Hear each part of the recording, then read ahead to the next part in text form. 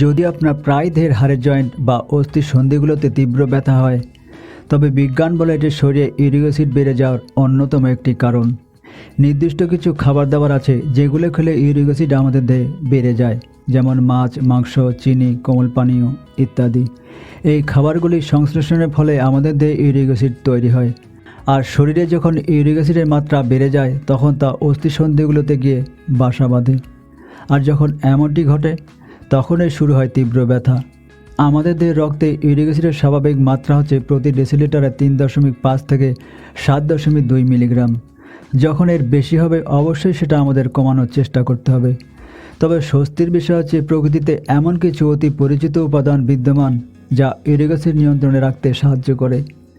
আজকের ভিডিওতে আমি আপনাদের সাথে এমন 6টি পানীয় শেয়ার করতে চলেছি যেগুলো আমাদের দেহে ইউরিক অ্যাসিডের মাত্রা নিয়ন্ত্রণ করে আপনার বাত ব্যথা তথা হাড়ের জয়েন্ট বা অস্থিসন্ধির ব্যথা কমাতে সাহায্য করে। দর্শক, যদি আপনার মতো আপনার পরিচিত কোনো আত্মীয়স্বজন বা বন্ধুবান্ধবের এমন ব্যথার সমস্যা থেকে থাকে তাহলে অবশ্যই ভিডিওটা শেয়ার করে দিন। তো চলুন আর কথা না বাড়িয়ে আমরা পানীয়গুলোর সম্পর্কে এবং এগুলোর প্রস্তুত প্রণালী সম্পর্কে জানবার চেষ্টা করি। নাম্বার 1, লেবু পানি। দর্শক, লেবুতে থাকে প্রচুর পরিমাণে ভিটামিন সি, যা ইউরিক অ্যাসিড ভেঙে ফেলে এবং আমাদের দেহ থেকে বাড়তি ইউরিক অ্যাসিড বের করে দেয়। এই পানীয় আপনি তৈরি করবেন অর্ধেকটা লেবু রস দিয়ে 1 গ্লাস গরম পানিতে ছেড়ে দিবেন। তারপর এভাবে তৈরি করা লেবু পানি আপনি প্রতিদিন সকালে খাওয়া শুরু করে দিন।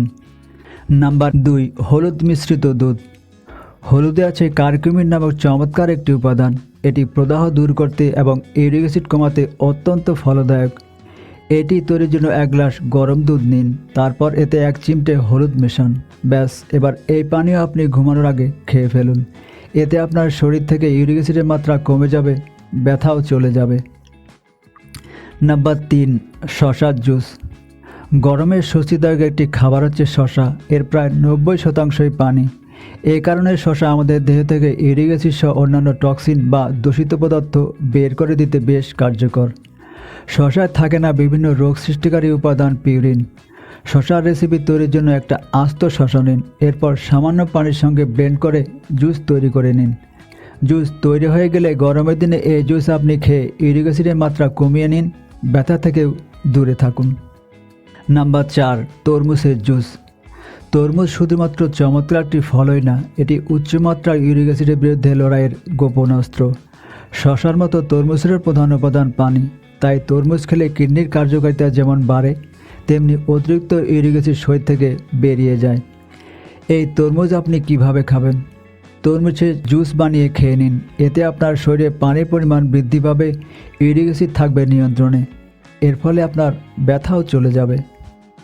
নাম্বার 5, আদা চা। আদায় আছে প্রচুর পরিমাণে প্রদাহরোধী উপাদান যা ইউরিক অ্যাসিড কমাতে সাহায্য করে। কয়েক টুকরো টাটকা আদা নিন, এবার পানিতে সেদ্ধ করুন।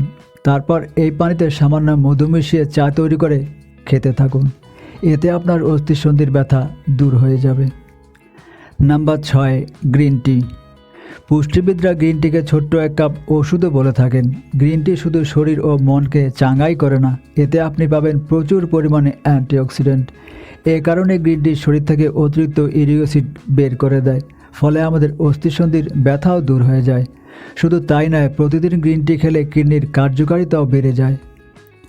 দর্শক, এই ছিল আজকের ভিডিওটা কেমন লাগলো কমেন্টে জানাবেন। সেই সাথে কোন বিষয়ে ভিডিও আপনারা পেতে চান সেটাও কমেন্টে জানাবেন।